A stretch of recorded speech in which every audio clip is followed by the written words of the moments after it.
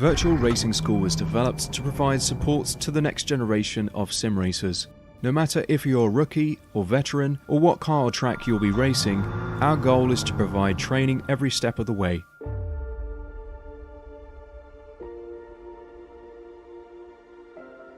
We found that iRacing can be quite difficult without proper training. There needed to be a way to prepare for on-track racing. With VRS, you can literally learn from the best sim racers in the world, including four-time NASCAR iRacing World Champion Ray Alfala. And Ray Alfala is a four-time champion of the NASCAR Peak Antifreeze iRacing Series. Three-time iRacing Grand Prix World Champion Martin Kroenke. Martin Kroenke becomes a three-time world champion. Rallycross World Champion Mitchell de Jong. Mitchell de Jong is now champion for the iRacing Rallycross World Championship Series. And many other top sim racers.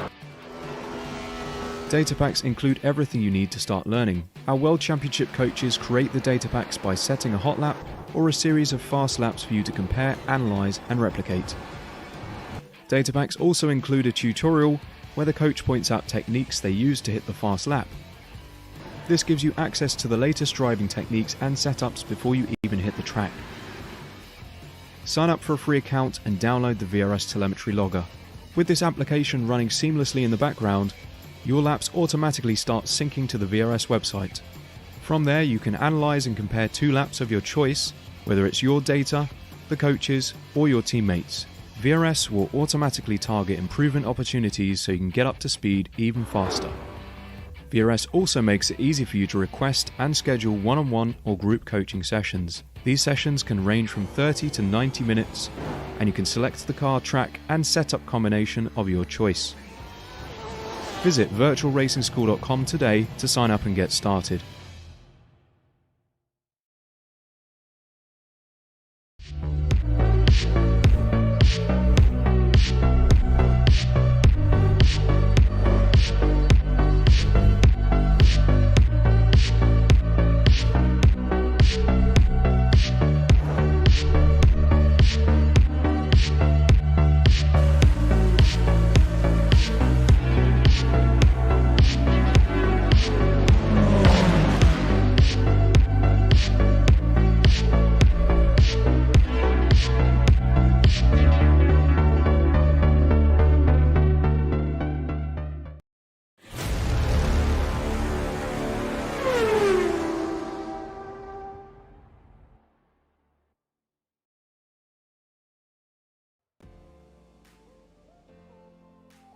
Howdy, howdy, howdy, everybody, and welcome to the iRacing Formula 3.5 Championship here at Hungaroring for round 1 of 2022.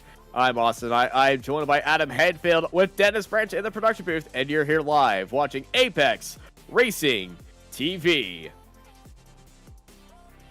Adam, it is another season of Formula 3.5 action here on Apex Racing TV.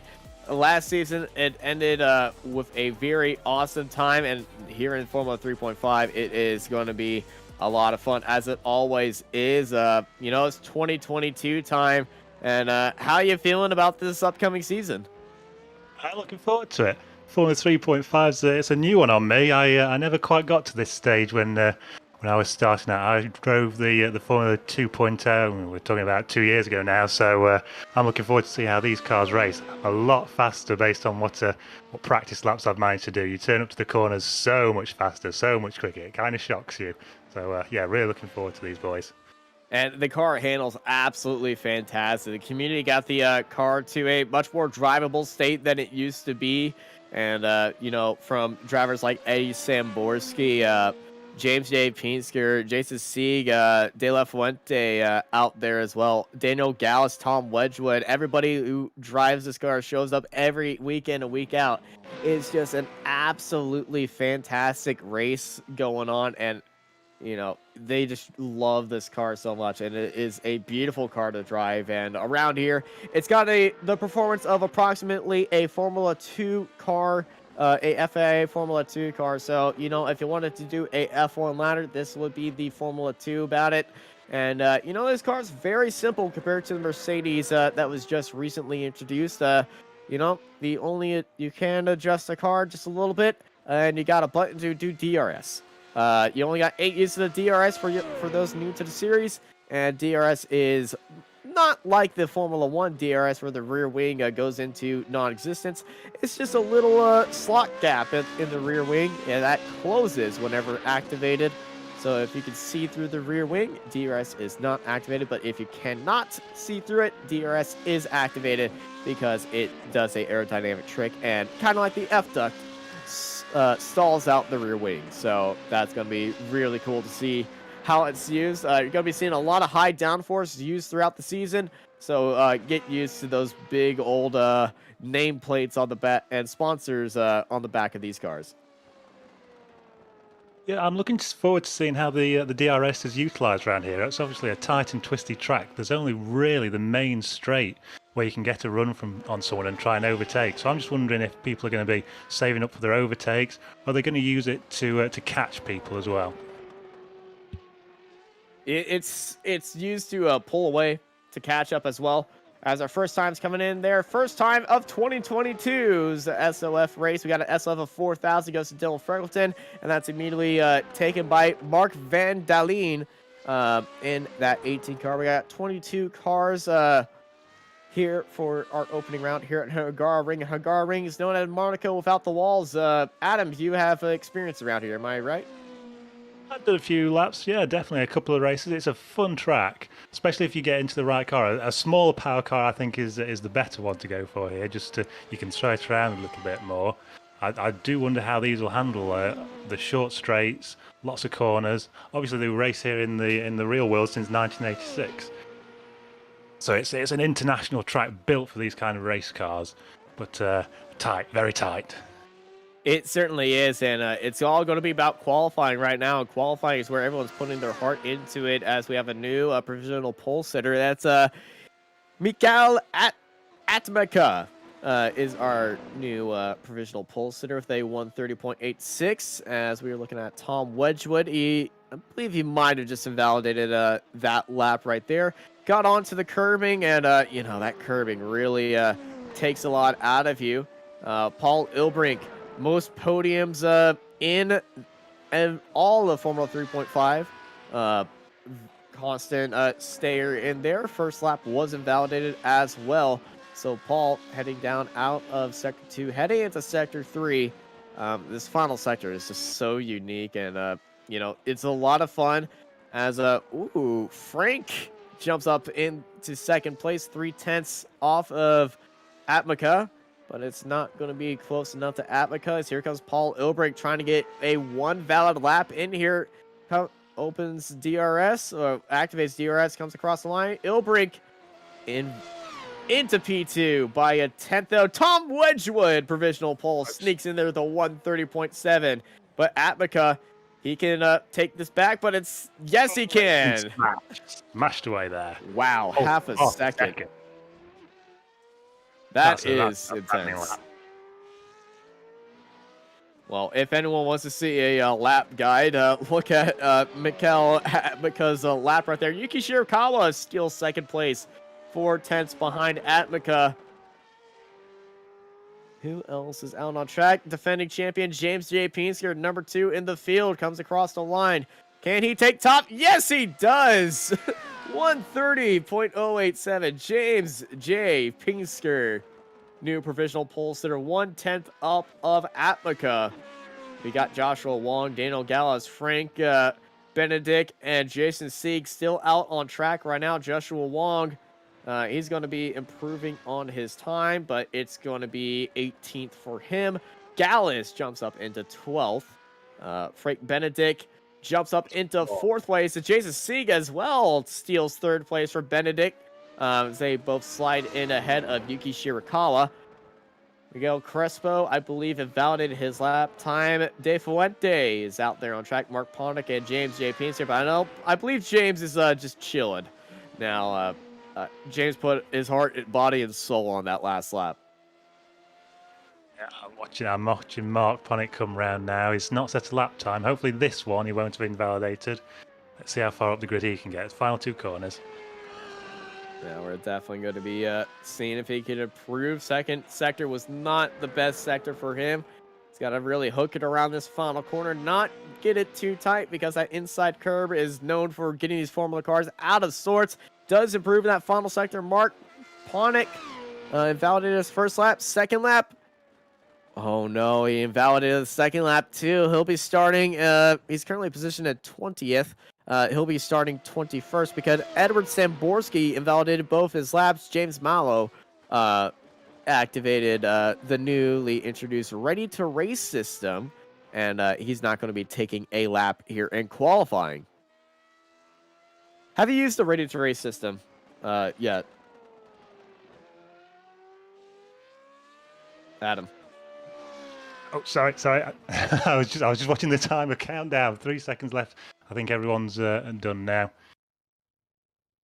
Well, qualifying is over here at Hungaroring, and it's time for the first grid walk of the year here in 2022. James J. Pinsker will be starting up on pole, followed by Mikael Atmaka in second place, Jason Sieg, Frank Benedict in fourth, followed by Yuki Shirakawa, Tom Wedgwood, Paul Ilbrink, Mark Van Dalen in eighth place, Ben Holko, Juana De Fuente, John Owens, and Dylan Freckleton in 12th. They are followed by Daniel Gallus, Dennis Cornu, Engel Aguirre, Cal Young, Philip Hillard, Miguel Crespo, Joshua Wong, Edward Samborski, Mark Ponick, and James Mallow at the end of our 22-car grid.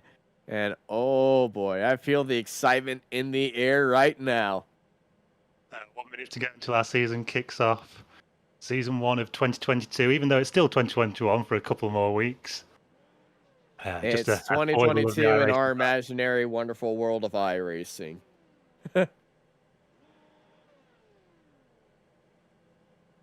And I can actually say it's a brand new year of racing here in iRacing. These cars, they didn't get touched by an update that much in the new build. Some drivers were wishing for the new damage model, mainly me. But, you know, I'm a man of chaos.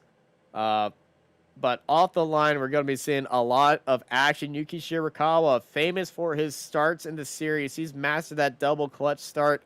We'll see if he can launch up from 5th all the way near the front, heading into Hungaroring turn 1, as our two leaders have not taken the grid just yet. There is Mikali getting right there with the last cars as Mark Ponick and James J. Pinsker. 10 seconds remain.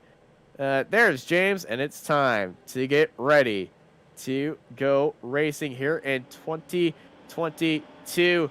It is time. 1, 2, 3, 4, 5 red lights, and it's green, green, green. A brand new season. Look at Yuki Shirakawa taking the start like a champ. Jumps immediately up into 4th. James A. Pinsker pulling off. Jason Sieg jumping up into 2nd. Yuki Shirakawa getting up into 3rd. He's going to try to shoot it 3 wide. Then down to the inside goes the number 9 of Mikali Adamaka. Down to the inside, but he's overcooked it. Yuki Shirakawa is trying to go for that switchback right there. They're going to be a drag race to fight for 2nd as James A. Pinsker pulling away. Yuki Shirakawa already up 30 spots, trying to hold it around the outside. And Abika goes a little bit wide. They make contact. No, big crash. Yuki Shirakawa and Atmaka, and that promotes Jason Sieg up into 2nd place. In the fight for 3rd, Frank Benedict and Paul Ilper going side by side, heading into that tricky right-hander, left-hander flick right there at the top of the curves. One car is going over the curves. That's the number 10 of Ben Holko. James, turn 4 goes way in deep, and he's lost the lead. Oh no, so easy to mess up that turn, and James A. Pinsker missing out the perfect opportunity to get into to take a runaway. We got this car's running away right now. We got a car around that's Duarte De Fuente around in the chicane right there, and that is so unfortunate. And Yuki Shirakawa will allow Fuente, Atmaka, Aguirre, Daniel Gallus, and James J. Pinsker, and I believe Tom Wedgwood had a little bit of an incident out there today. But chaotic start here at the start of this race, and this is what we can expect from Hungaroring. But yeah, out of the ordinary mistake by James J. Pinsker. Let's take a replay of what happened at start between Atmaka and Yuki Shirakawa. And Atmaka just went really wide right there. He missed the apex. Yuki Shirakawa held it around the outside, and that was so unfortunate. Here's Dylan Freckleton right now as we go back live So we are side by side. Around the outside goes number 4. And oh my gosh! Somebody call an ambulance. There are some drivers dead there. 4 cars out of the race there. My gosh. I've never seen somebody miss a breaking point that bad since a certain Mercedes driver this year. It certainly puts the first accident on lap 1 to shame, doesn't it? Oh, yeah, definitely. That one definitely had the more air times. We got a car around right in front of Tom Wedgwood. And Ron Fuente, no. Oh, my gosh. Chaos happening right there for the Iberian. This is what happened. It was just John Owens for Carolina. And, well, he came, oh, my gosh, right into him like a Carolina hurricane right there. Oh, I've seen a missed breaking point, but that one was really missed. And, ooh, that was, yeah, that was really unfortunate, but massive chaos right there. But we still got even more replays to go. Here's the first incident that happened to La Fuente, and oh, he's just gotten to the back. He's tagged him right there. Tom getting out of the way into the grass, and Tom gives him the finishing blow right there. And oh boy, can we go back to actual racing? Yes, we do. Pinsker down to the inside, fast lap of the race, and back into the lead ahead of Jason C. After a very good dive. He's actually activated DRS coming out of that corner to try to get a good run out there. Is a fight for third, fight for fourth. Yeah, it is a fight for third. Frank Benedict and Paul Ilbrick no stale with each other heading out of turns 3, heading up into turns 4 and 5. That right-left flick, so treacherous. To see a lot of off tracks right there as the cars in the pit lane is the cars involved in the incident. Yuki Shirakawa, Mark Van Dalen, Tom Wedgwood, Dylan Freckleton, Duarte Fuente, John Owens, Philip Hillard, and Anguar Miguez Aguirre. A lot of cars involved in the incident. About 8 cars were involved in a lap 1 crash, I believe, or something. Actually, no, 10. I'd say we've got about 14 cars at the moment, still running as they should be, and then a big gap back to Dylan Freckleton. I imagine everyone behind that has been involved in some kind of shenanigan in the opening 3 laps. Mikhail Atmika is actually still out there, and he's making moves after starting in second place, missing the apex and getting into Yuki Shirakawa. He stayed out right there. It does look like, yeah, he does have damage on the right-hand side. That front right wing is a little bit damaged. As Atlica, though, is sitting in 10th place, and he's closing down on Crespo. New fast lap for James J. Pinsker, and that is a stonker of a lap, over a second faster than Jason Sieg. Yeah, Jason now just looking to pull in, get dragged along, and hopefully pull away from Frank and Paul behind him. Eddie Samborski behind Dennis Cornu. He's got a great run off the exit of turn 1, diving down to the inside of turn 2. Car's not as easy as it is to drive, reporting some people this season. The brakes being the big factor in that, but, you know, Samborski adapted to the car well. Didn't set a qualifying lap, and he's up 14 spots from the back of the grid, and he's currently sitting in 6th place after that move on Dennis.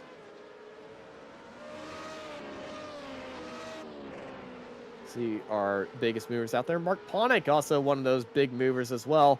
Up 10 spots. We got side-by-side fight. Joshua Wong heading into the chicane behind Daniel Gallus.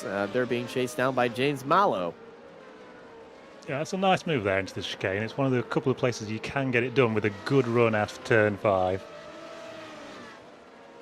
As this is Atmica and Crespo. No tail each other. Atmica looking down the inside. His big late move in the braking zone at Crespo. He's taking avoiding action. He's staying on the outside line, and he's just sticking to that line and doesn't want any of that smoke behind him.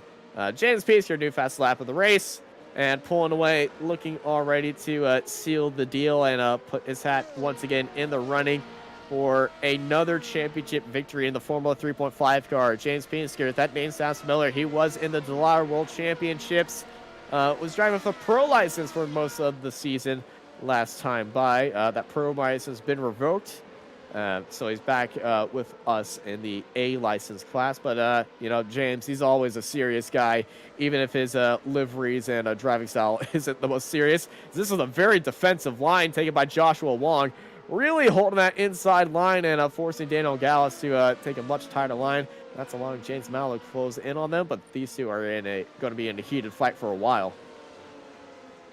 Yeah, just returning to the front, James now got a 1.5 second lead. I imagine it'll be up to 2 seconds by the end of this lap. He's really putting it in the bank already. He's only been out front for 2 laps and he's already got such a gap. I think he's stamping out his authority all over this. Well, absolutely.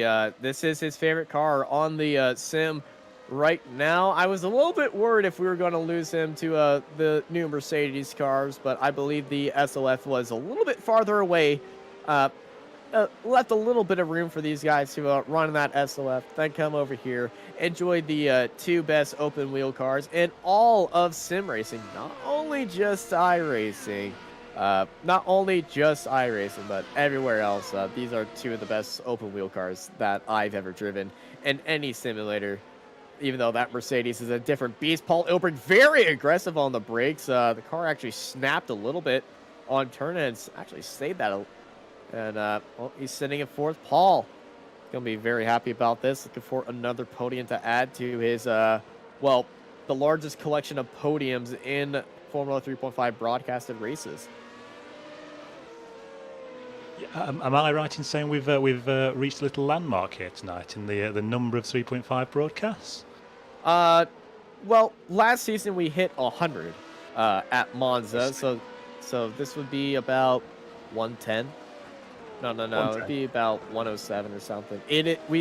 I've done a lot of these Formula 3.5 broadcasts. I've been around for the majority of this series, and I've absolutely fallen in love with this car and this community, and everyone around here. You know, it's a second family pretty much.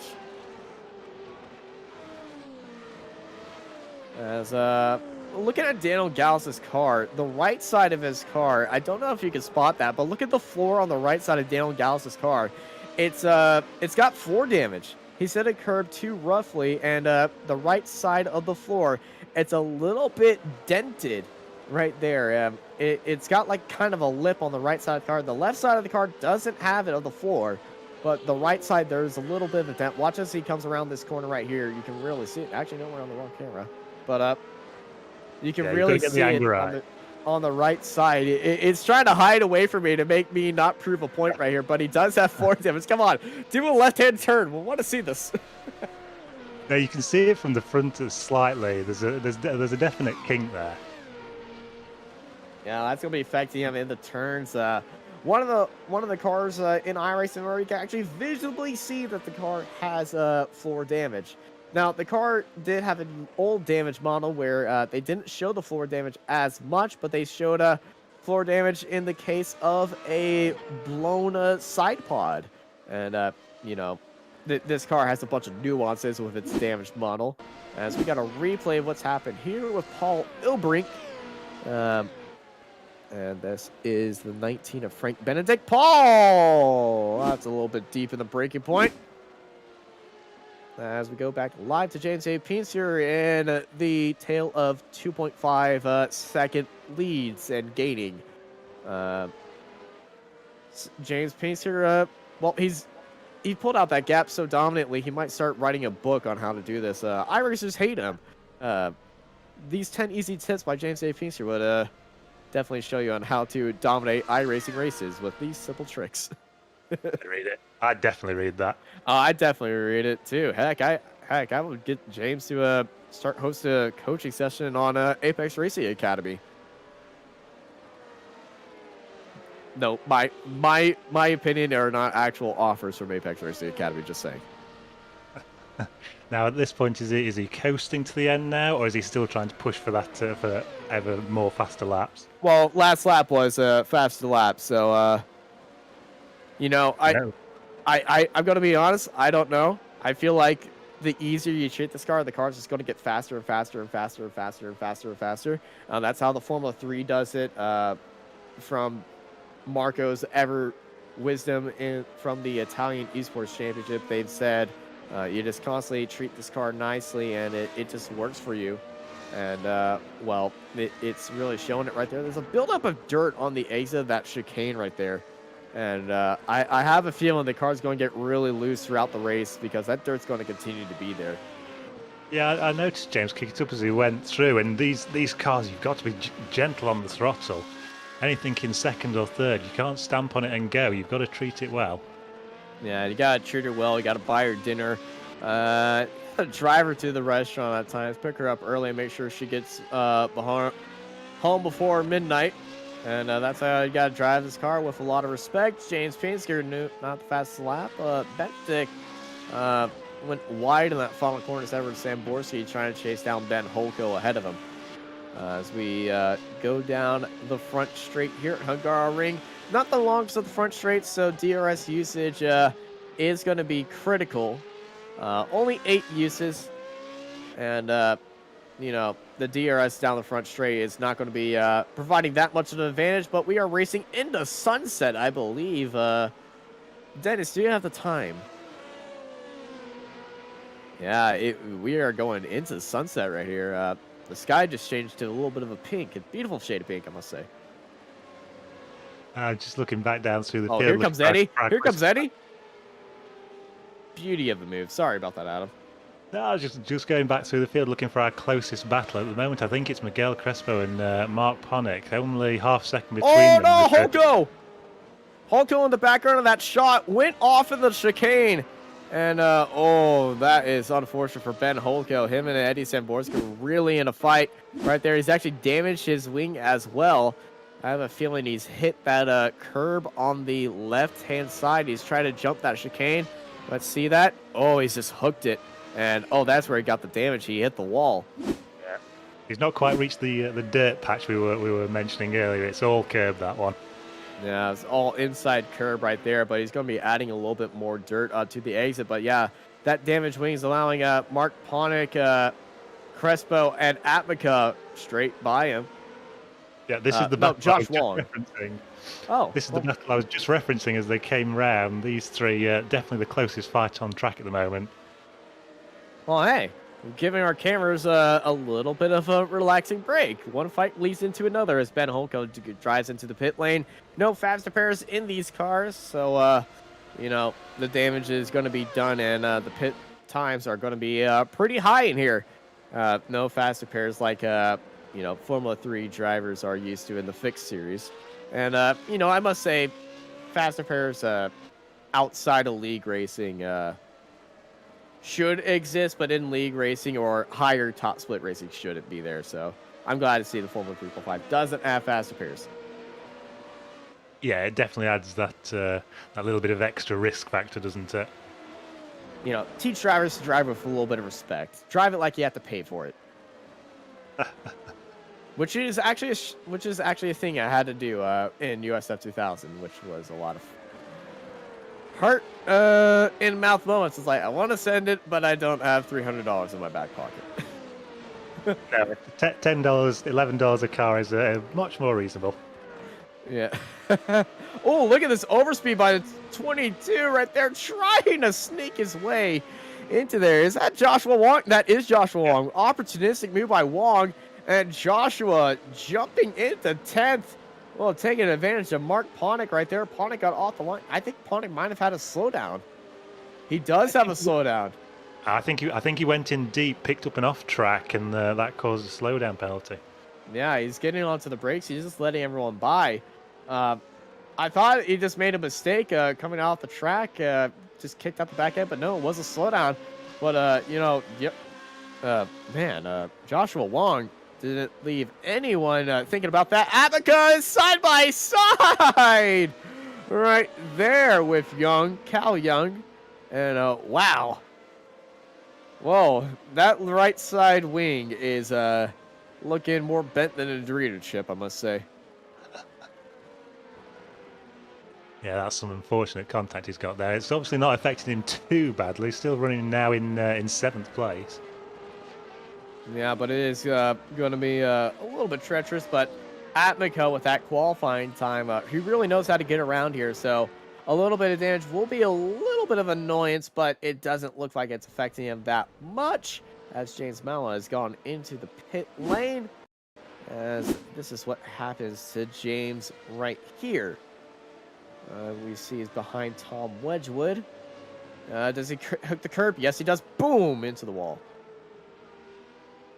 That's an unfortunate way to end your night. Yeah, really unfortunate. Site of my most... It's the most crashed corner in my iRacing out of all iRacing tracks for me. I think I've crashed in that corner way more than anyone else. Anywhere else. That title was originally held off the ACET at Road Atlanta. As I say, it's important to know where you're weak, isn't it? Yes, here. High-speed blind left-handers are my weakness. Which is also why I hate Alton Park. That corner is so fast, though. You've really got to hit it, your turning point, exactly right. It is. It's very precise, and, you know, it was home to one of the biggest crashes in Formula 1. In a practice session, though, with Felipe Massa and a spring making contact with him.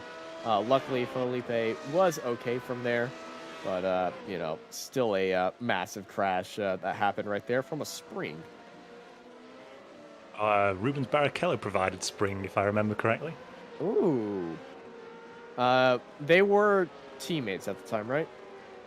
No, it was Rubens in the bronze and... okay. I don't believe they were teammates. James, another fastest lap of the race.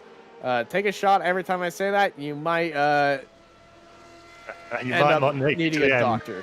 You might end up needing a doctor if you do that. So take a nice sip of water every time that James is going to do that, or a nice sip of tea. A drink of choice, but drink responsibly. As the Heineken 0.0 signs, we go under. Very timely place by that. When you drive, never drink. As we're on to lap 13 now. Maybe a quick rundown of our positions. Pinsker in the lead with an 8-second lead now from Sieg, Benedek, Ildrik and Samborski in 5th place. 13 seconds covering the top 5. Yeah, and then 6th place is Dennis Cornu. And Mikkel Atmika, you know, who's still battling with that damaged car after starting up on 2nd place and getting into that incident with Yuki Shirakawa sitting in 7th. They're followed by Cal Young, Miguel Crespo, Joshua Wong, Daniel Gauss, Mark Ponick, Mark Van Dalen. They've had a tough race, as well as Tom Wedgwood, Ben Holkel, Dylan Freckleton, James Malley, Yuki Shirakawa, Juana De La Fuente, John Owens, Philip Hillard, and Angel Miguez Aguiar at the end of our 22-car grid. And Mallow and down is, well, pretty much out of this race. Dylan Freckleton, the only car a lap down, back out there on track. I think Mikhail's got the magnets on, despite his bent wing. Maybe that's where he's stuffed the magnet as he closes in on Dennis Cornu. Well, the magnets would also have to account for the track being, well, made of metal. I believe some of the curbs aren't actually made of metal. Some curbing provide... Oh, he might be hooking onto the grates on the ground, the drains. Must be a strong magnet. Don't put that on your fridge.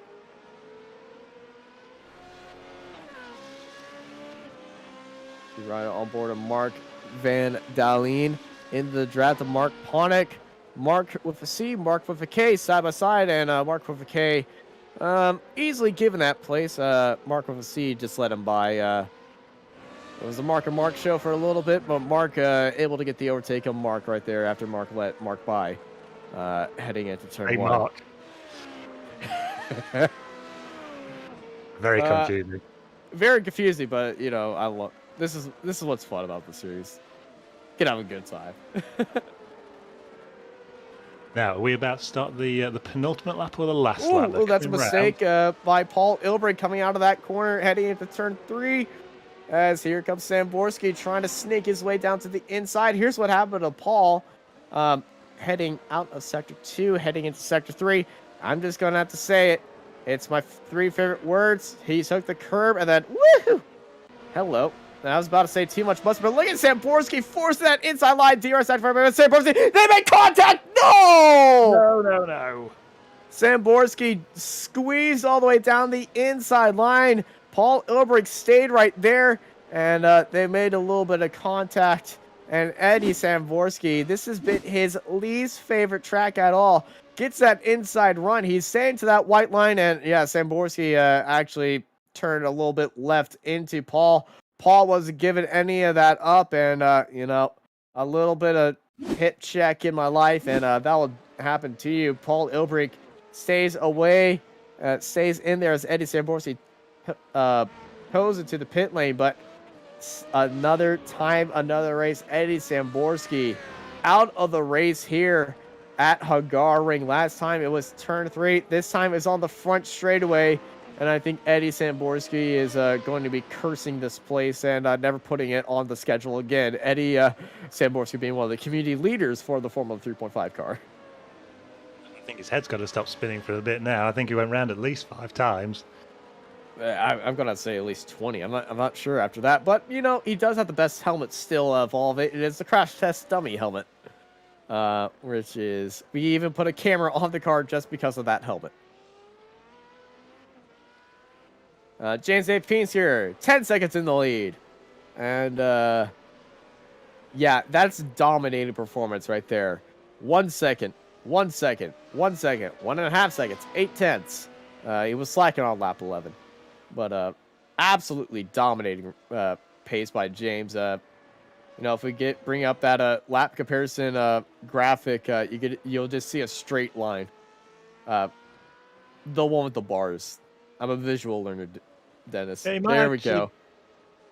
They might actually be cursing going so fast. He could have finished the race on that previous lap. He's just passed the line for 1 more to go. No, we're on lap 16 out of 25. Oh, sorry, I'm misreading the timing. I'm looking at 25 laps. Oh, you're looking at 25 laps. It's 25 minutes. Oh, that's a new one. To be fair, I think I've done that too. Sorry, James, don't finish now. Don't pull over. Keep going. Don't pull a oh, who was that driver that pulled over with 1 lap to go because under a safety car? It was at Dover. My NASCAR friends will know this one because it's legendarily unfortunate. Now I'm struggling. While I go and Google this, I'll let you look after the race. We're looking to the comments for anyone who can chime in right now.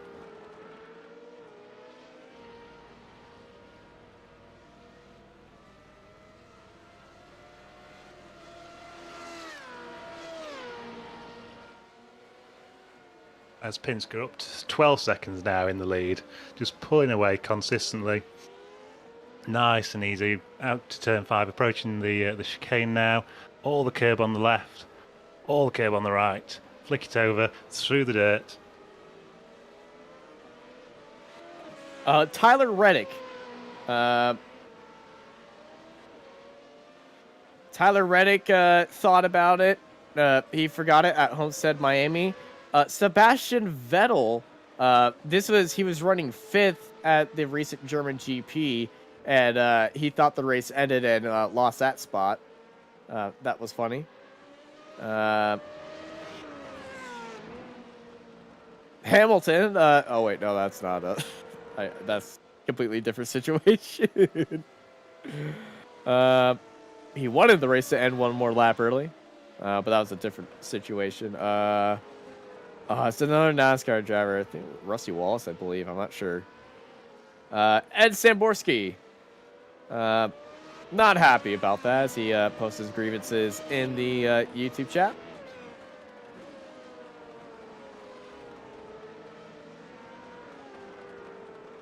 As we look back in our fight for 5th place, Dennis Cornu and Atmica. Atmica with that bent Dorito chip of wings still looking...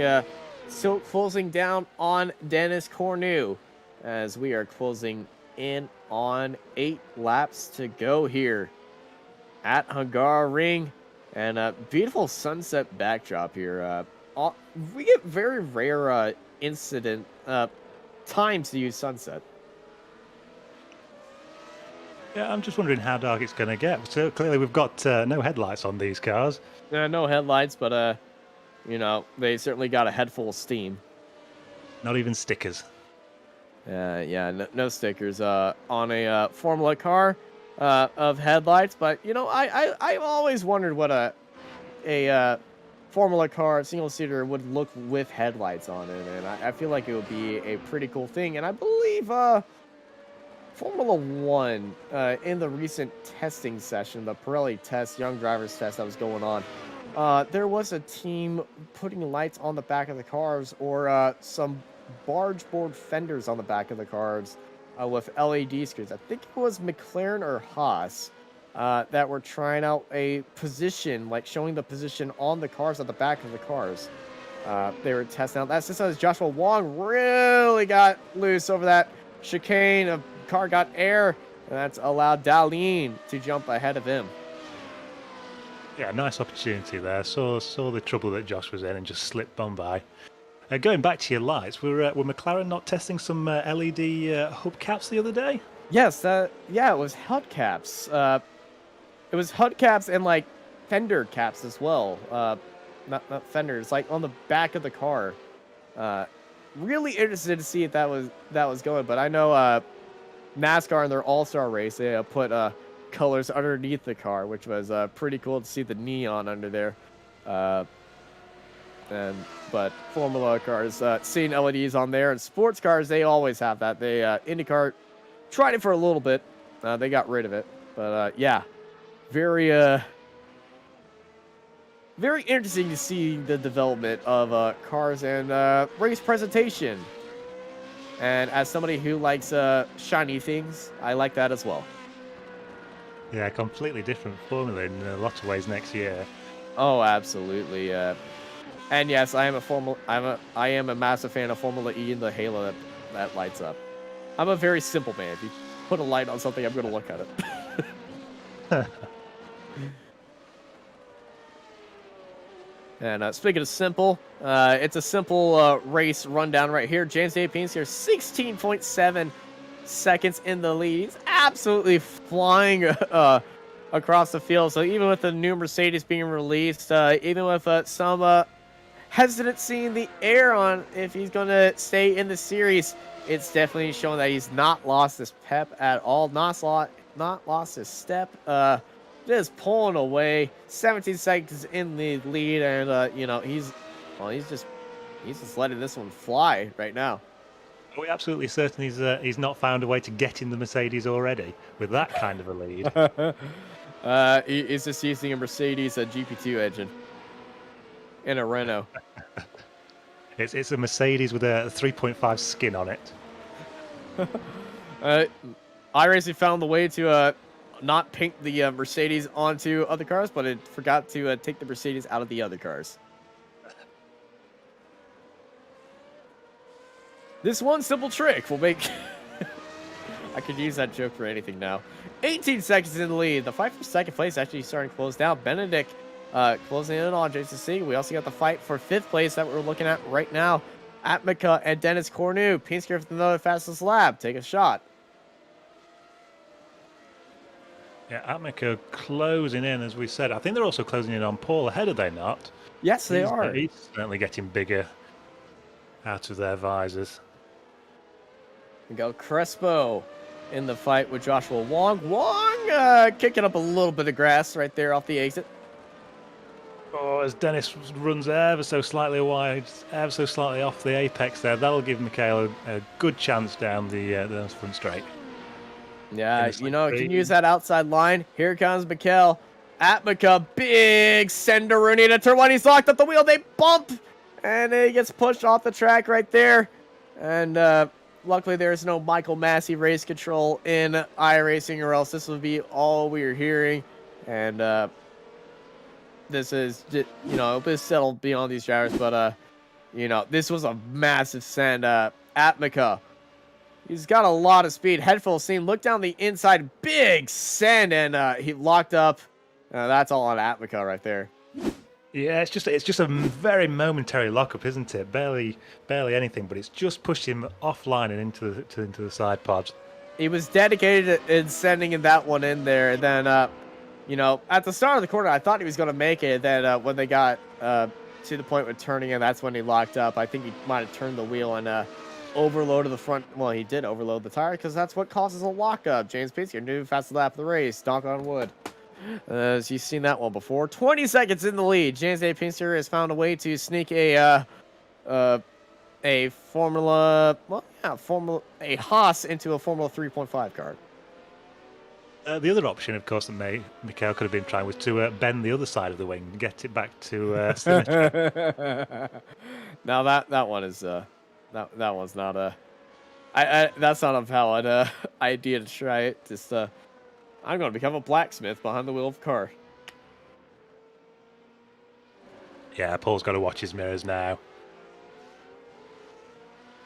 Yeah, Paul's definitely being caught by Atmica. And, you know, Paul Ilbrink, aggressive on the defense. Atmica was aggressive on the attack. I believe we have popcorn on the standby in the commentary booth because this is about to get nasty. And nasty in a good way, by the way. Buttered or salted? Oh, both. Both is good. Atmica closing down on Paul Ilbrink, heading into the chicane. Great line by both these drivers heading into there. Atmica, oh, you get to see, is hunting that gearbox right now. It takes a much tighter line through that right-hander. Atmica closing in on Ilbrink. James Peace here, 129.9 the time. And here comes Atmica on Paul. Oh, Atmica is certainly in position to make that overtake happen. 3 laps remain here at Hungaroring. Atmica just a little bit behind of Paul Ilbrink heading into the final corner. There's a much tighter line in there. I wonder if he's just trying to get really under that rear wing and then make it up in the draft. DRS activated for both drivers.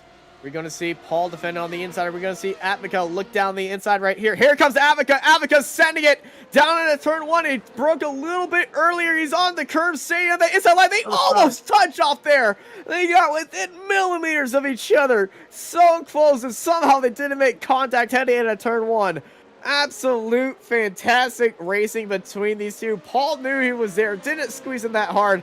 Atmica really missed that inside corner. That's what that damage on his wing is really hurting him. Turning in to turn 1. He's been pushed out wide, so Paul just needs to be defending that inside line and forcing Atmica to go wide, but Atmica's right once more on that gearbox of Paul Ilbrink. Looking down the inside. This is a dangerous look heading into the chicane. And, oh, man, he is testing the man for the boys right there. And testing the mere patience right there. Another send down to the inside of one of the tightest corners here on track right now. And they are still nose to tail, side by side, wheel to wheel with each other. And Paul Ilbrink is going to have to get the elbows out, put up the walls of Paul right here. Because Atmica is at, well, he is at his, Atmica is really trying to get there. I'm trying not to do a horrible pun. I'm not Sam Fitzpatrick. As, oh, once more, big look by Atmica on Paul Ilbrink. Heading into the final corner, 2 laps to go. Atmica, he's getting the message that there are 2 laps to go. 2 lap more chances. DRS activated by Paul. DRS activated by Atmica. Paul's not defending down the inside. He's starting to maneuver his car down low. Decides that it's not the best idea to try it. Atmica not sending into this corner this time. He's going to follow Paul. He locks up the tires just a little bit up front. Dennis Corner is in there as well. Both these drivers getting very squirrely off the exit. Once again, DRS activated.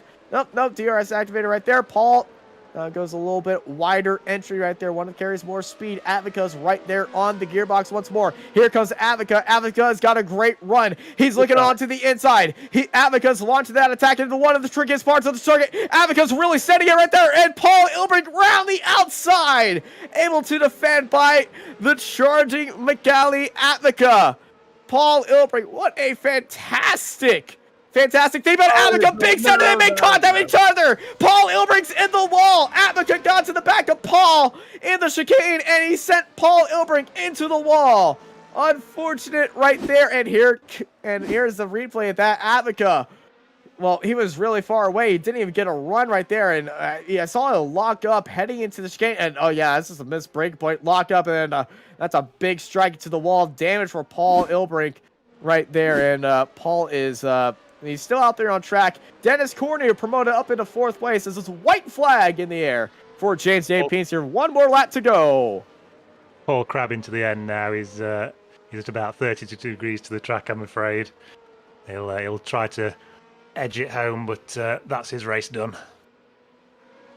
Yeah, Paul Ilbrink's race is done. I believe he's going to still try to finish this race out on track. Well, I know one driver is going to be happy about that. Eddie Samborski, the car that he gets into an incident also gets into an incident. As Mikel Atmika has fallen down to 6th place. Cal Young jumps up into 5th place. Tired.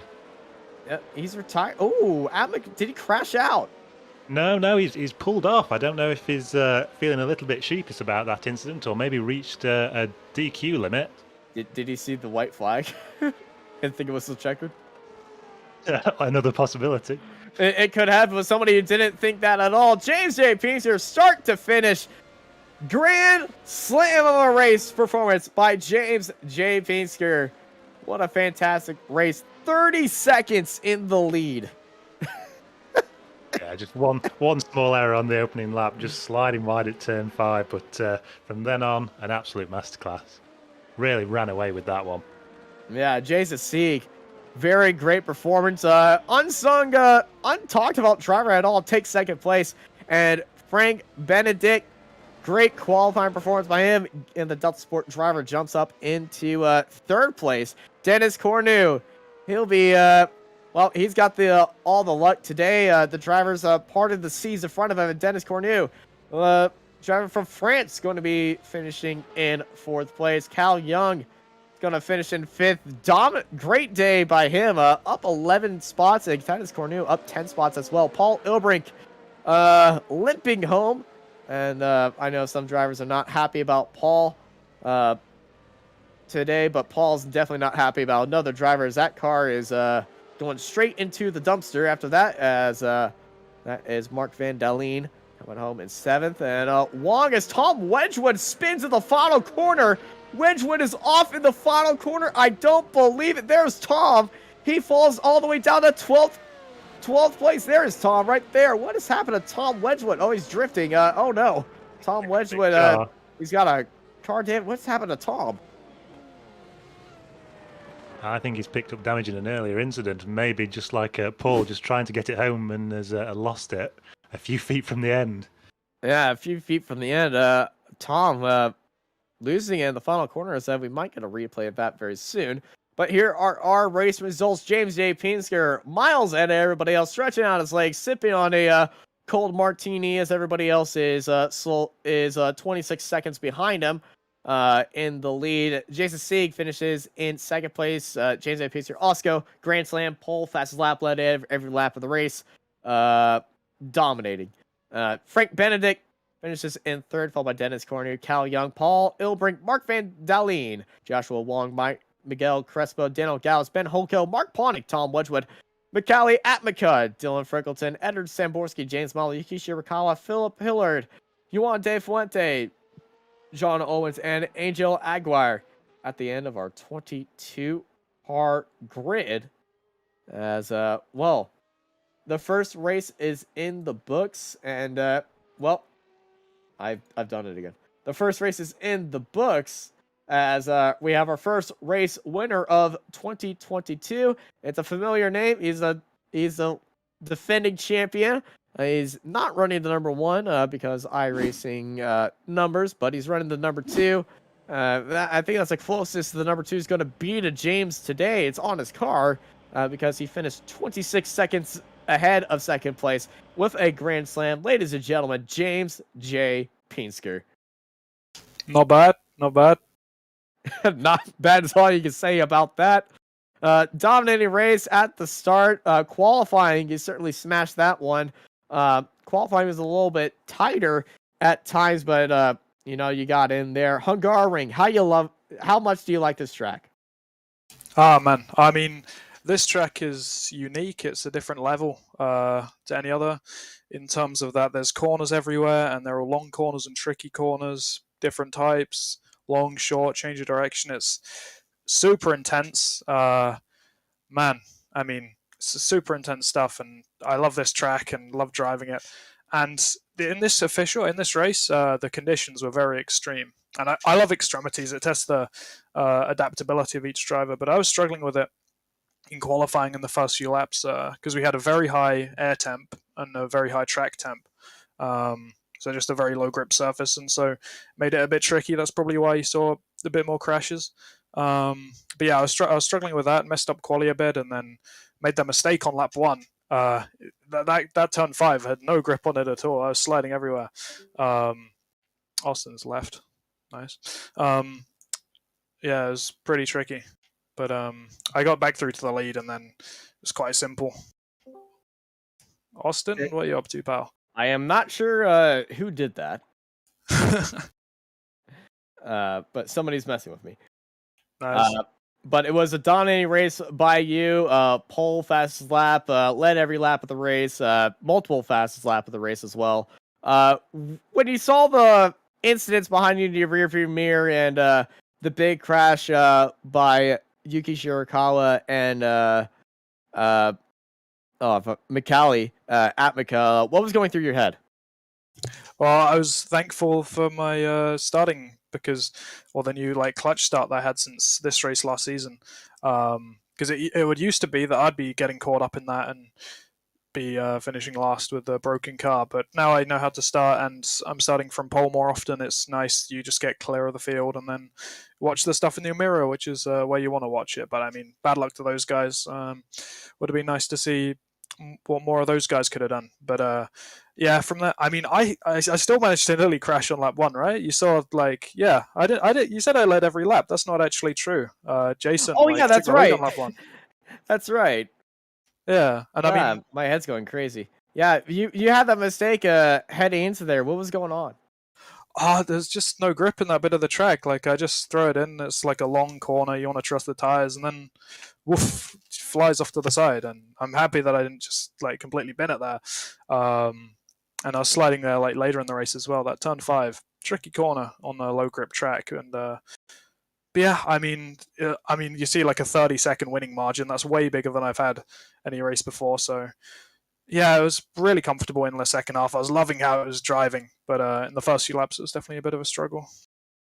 Well, next week we'll not be having a broadcast doing that being Christmas Day. We'll be taking a little bit of a break, actually.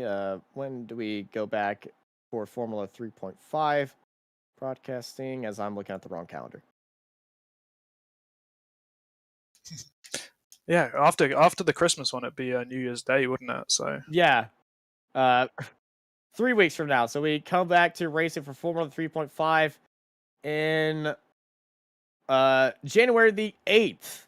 That's when I get back. So that will be Twin Ring Motegi, I believe. Yeah, so it will be Twin Ring Motegi when we get to see y'all back there in the new year. How you feeling about that? Yeah, it's a nice track. One that Ed obviously has gone well at in the past. It's a fun track. I mean, the question looking forward to the future is now this Jason Sieg guy that has rocked up, and in the last 2 races we've done, he's been, fighting, led both races. So it's interesting to see what he'll be able to do at another different track. And yeah, I mean, in the first few laps, he was a similar pace to me. And then I don't know what happened. I don't know if he's wearing his tires a lot or if he's got some weird pressures going on, because after lap 10, he was a second and a half slower than me. But in the first few laps, he was giving me a good run for my money. So it was interesting to see what he can do going into that race. And then obviously Ed, who messed up quali today, so you didn't see him at the front, but for sure he'd have been, probably battling Jason for second. Yeah, I mean, I can see as well, there's a lot of crashes today, so I'm going to look forward to watching this broadcast back. I mean, it must have been carnage. It certainly was an interesting race. There was a few incidents, but before I let you go and celebrate the holidays, anyone you want to thank? Obviously, thanks to ARTV for broadcasting. And congrats to Jason on impressive that he stole my Grand Slam essentially because he led a couple of laps. God damn it! But yeah, congrats to him. He was solid. And thank you and farewell to my monitor that I've had for 7.5 years. I think in the next week I'll be getting a new one, and I finally won't be bound by 60 hertz and 16:9. So that's a good thing to look forward to. So next time we race, hopefully I'll be able to see around me and have a few more frames to play with. That's the hope. But yeah, thanks for that, and thanks for the race. Happy to win. Hopefully we win next time as well. Cheers. Happy to see you out there, and happy to hear about that monitor. So what you're saying with that new monitor, 10K iRating. Got it. Well, that is enough time that we have for the Formula 3. The first race of the new Formula 3.5 season here at Hungaroring. Next race in the week scheduled, it's Phillip Island Circuit, but the next race we're broadcasting will be over at Twin Ring Motegi in the new year. Thank you all for joining us for the first race here at Hungaroring. I've been joined by Adam Hadfield and Dennis Branch in the production booth, and I'm Austin Knight, and I hope y'all have a good night.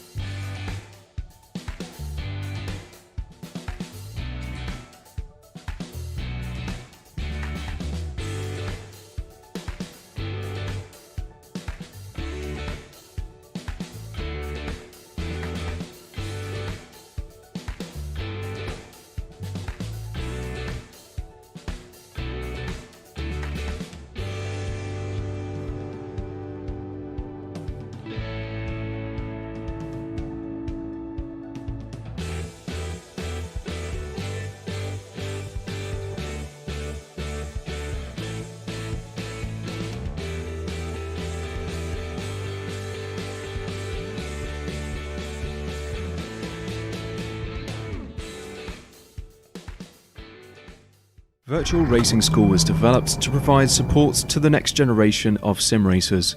No matter if you're a rookie or veteran or what car or track you'll be racing, our goal is to provide training every step of the way.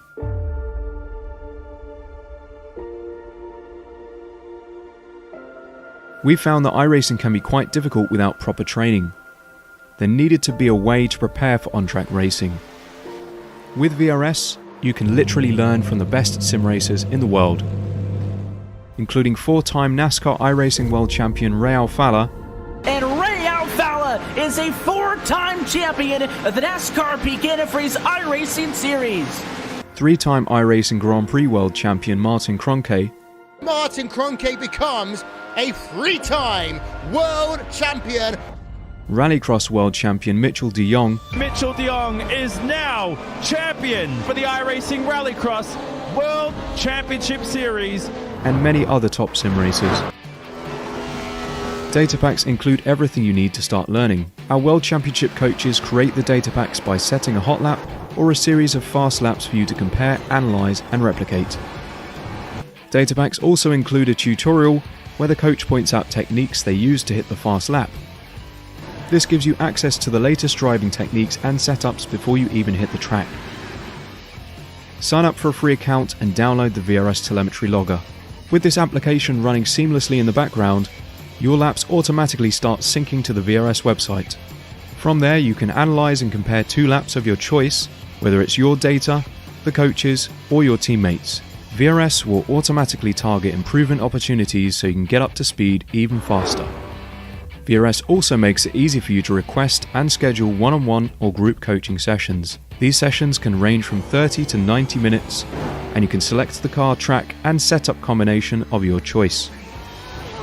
Visit virtualracingschool.com today to sign up and get started.